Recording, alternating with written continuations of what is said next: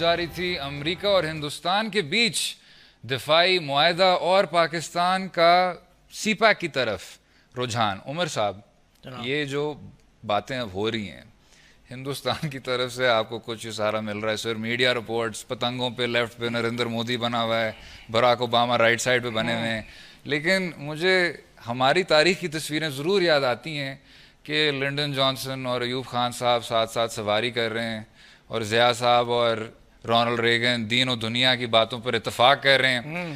Hillary Clinton بے نظیر بھٹو کے سامنے ان کے بارے میں یہ بات کر رہی ہیں کہ شی is beautiful, she is striking, اور ان کی لیڈرشپ ہمارے سامنے ایک بہت بڑی ایک انسپریشن ہے, ہمارے سامنے ہے. تو اب اٹلانٹک میں آپ نے وہ آرٹیکل بھی دیکھا ہوگا کہ براک اوباما کا جو انٹرویور تھا وہ کہہ رہا تھا پاکستان اوباما کی سوچ میں ایک ڈیزاسٹرسلی ڈس فنکشنل ملک ہے.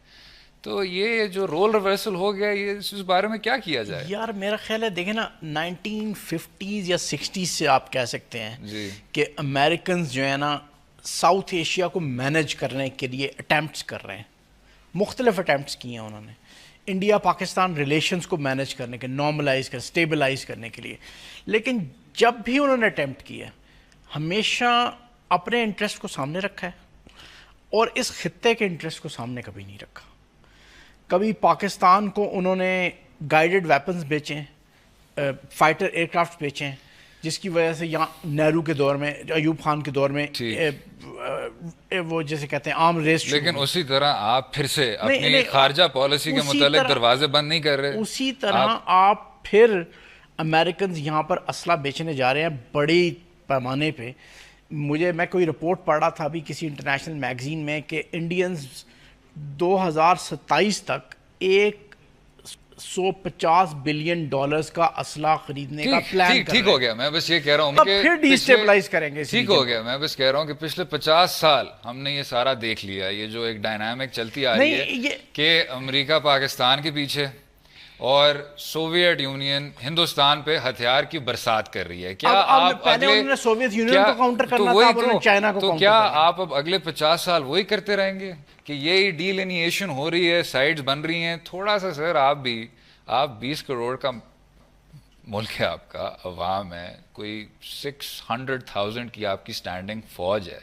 تھوڑا سا آپ اپنی پوزیشن کو سمجھیں, اپنی اصلیت کو سمجھیں, کو سمجھنے کے لیے ضروری ہے, اس کو تسلیم کریں. آپ یہ بار بار یہ سمجھنے کے لیے ضروری ہے کہ آپ اکنامکلی فائنینشلی انڈیپینڈنٹ ہو جائیں. ٹھیک ہے, آپ نے بیوروکریسی کی تنخواہیں, آپ نے ملٹری مشین کو رن کرنے کے لیے باہر کے ملکوں سے قرضہ لے کے آپ ملٹری مشین رن کرتے ہیں, پھر آپ کیسے کلیم کرتے ہیں کہ یار آپ اپنی حیثیت کو سمجھیں؟ آپ کو جو ٹرکی میں نظر آیا, ٹھیک ہے, بعد میں پھر برباد ہی ہو گئے, ٹرکی والے بھی ہر جگہ ہر طرف پھر دیکھنا شروع ہو گئے, آنکھیں اٹھانا شروع ہو گئے. لیکن جو ان کا تھا صفر مسائل والی پالیسی تھی, zero problems with the neighbours, کہ جو بھی ہمارے پڑوس میں جو بھی ہے پیار محبت کے ساتھ ہم اس کے ساتھ رہیں گے. آپ اپنے نیبرز کے ساتھ بس جائیں گے. نارملائز کرنا پڑے گا ریلیشنز کو, نارملائز ضرور کرنا اور اپنی اکانومی کی طرف فوکس کرنا پڑے گا. ٹھیک, تو یہ تاکہ اپنی حیثیت بنوانی ہے نا, اپنا سٹیٹس بنوانا ہے آپ نے, تو آپ کو یہ کرنا پڑے گا. اب چائنا کے بارے میں آپ کہتے ہیں کہ جی آل ویدر آپ کا دوست ہے, اس میں کچھ وہ باتیں بھی اس طرح ہوتی ہیں کہ جی ڈیپر دین دی اوشنز, اور پہاڑوں سے بھی زیادہ بلند, اور یہ ساری بات ہو رہی ہے, اور یہ بات سچ ہے.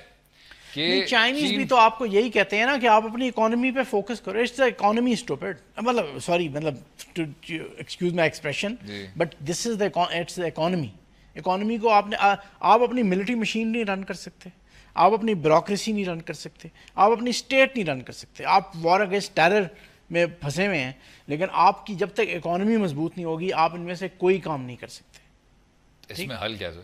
اس میں حل یہ ہے کہ آپ ایک سٹریم سے دوسری ایکسٹریم پہ جمپ نہ کریں, کہ آپ پہلے یا تو امریکنز کی گود میں جا کے بیٹھ جائیں, یا دوسری طرف آپ ان سے لڑنا شروع کر دیں.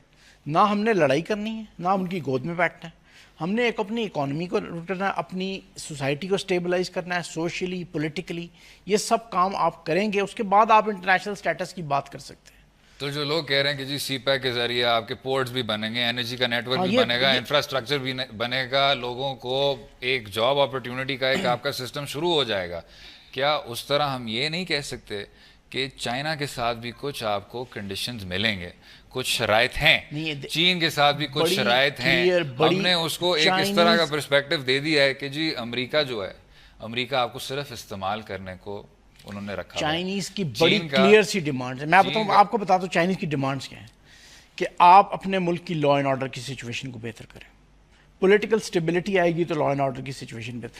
آپ بلوچستان میں گرینڈ باگین کریں, آپ ان کو اٹانومی دیں, ان کو حکومتوں میں لائیں, اسٹیبلائز کریں بلوچستان کی سچویشن. آپ یہاں پر ٹیررسٹوں کی کمر توڑیں, اس کے بعد سوسائٹی کو نارملائز کریں, سوسائٹی کو اسٹیبلائز. دوسری بڑی ڈیمانڈ جو ہے نا ان کی اکنامک ڈیمانڈ ہے چائنیز کی. وہ کہتے ہیں کہ یار ہمارے ملک میں ڈیموکریسی نہیں ہے, ہمارے ملک میں سپیڈ ہے, ہم کھڑک کھڑک کھڑک کر کے ڈیسیژنس کرتے ہیں, امپلیمنٹ کرتے ہیں اور اکنامک پروگرس کو فوکس کرتے ہیں. اگر آپ میچنگ سپیڈ نہیں لا سکتے پاکستان میں پروجیکٹس کو امپلیمنٹ کرنے کے لیے, تو آپ ہماری سپیڈ کو اگر آپ میچ نہیں کر سکتے تو then there will be problem in CPEC as well. ہمارے یہاں تو ڈیموکریسی ہے نا, ہر بات کو فیصلے کے اپوزیشن بھی ہوتی ہے, کرٹیسزم بھی ہوتا ہے, اس کے بعد اپنا رستہ آپ کو حکومت کو تلاش کرنا پڑتا ہے. لیکن آپ کو میچنگ سپیڈ لانی پڑے گی چائنیز کے ساتھ سی پیک کو امپلیمنٹ کرنے کے لیے.